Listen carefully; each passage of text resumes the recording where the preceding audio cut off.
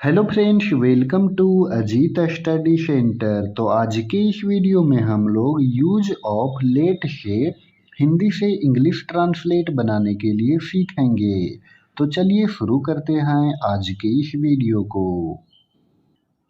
तो सबसे पहले हम यहाँ पर जानेंगे कि लेट जो वर्ड है इसका प्रयोग हम कहाँ करते हैं।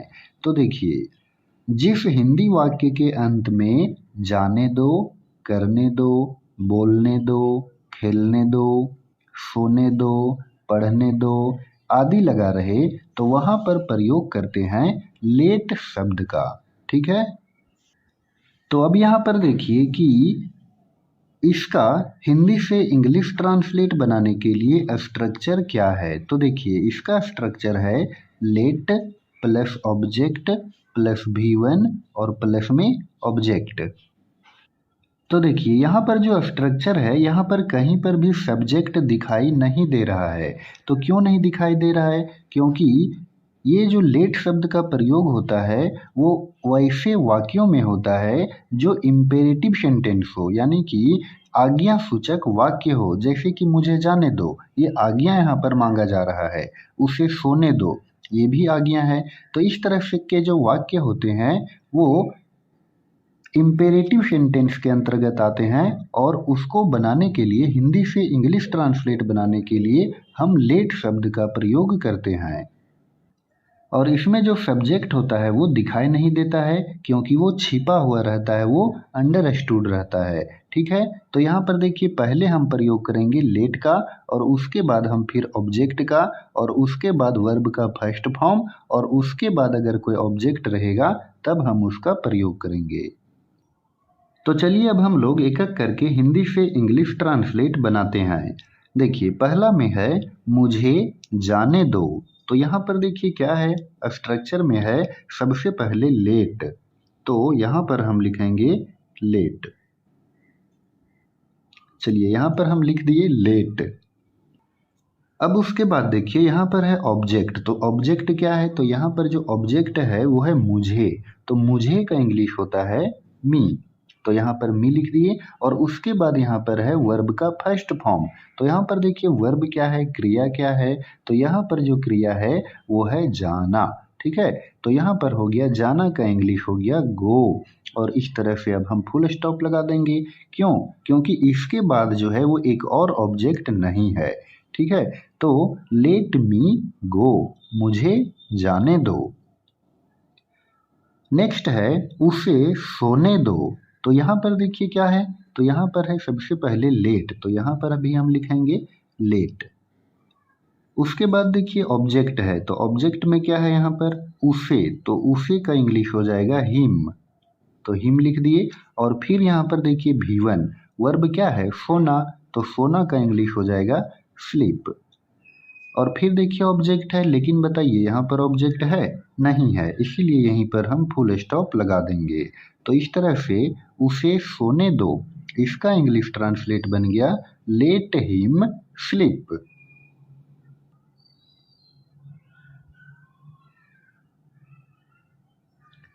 चलिए, उसके बाद है मुझे काम करने दो।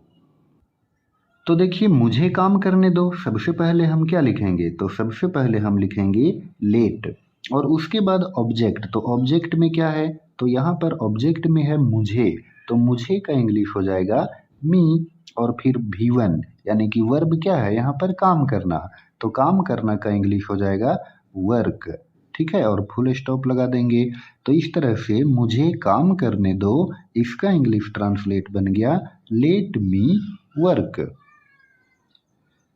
अगला है मुझे सच बताने दो। तो मुझे सच बताने दो, इसका इंग्लिश ट्रांसलेट क्या होगा देखिए। तो यहाँ पर देखिए हम पहले प्रयोग करेंगे लेट का। ठीक है। तो यहाँ पर हम लेट का प्रयोग कर दिए। उसके बाद देखिए यहाँ पर क्या है ऑब्जेक्ट। तो ऑब्जेक्ट है यहाँ पर मुझे। तो मुझे का इंग्लिश हो जाएगा मी और उसके बाद V1, यानी कि वर्ब का फर्स्ट फॉर्म। तो वर्ब का फर्स्ट फॉर्म यहाँ पर देखिए क्या है। तो यहाँ पर है बताना। बताना का मतलब क्या हुआ? कहना। और कहना का इंग्लिश होता है टेल। तो यहाँ पर टेल लिख दिए और उसके बाद फिर क्या था देखिए, लेट है, फिर ऑब्जेक्ट है, फिर V1 है और फिर ऑब्जेक्ट है ना। तो यहाँ पर देखिए इस वाक्य में यहाँ पर एक और ऑब्जेक्ट है, क्या है तो सच, यानी कि क्या बताने दो तो सच बताने दो। तो यहाँ पर सच का इंग्लिश होता है ट्रूथ, तो उसके पहले हम प्रयोग करेंगे द का, ठीक है। तो यहाँ पर हम लिखेंगे द और ट्रूथ और फुल स्टॉप लगाएंगे।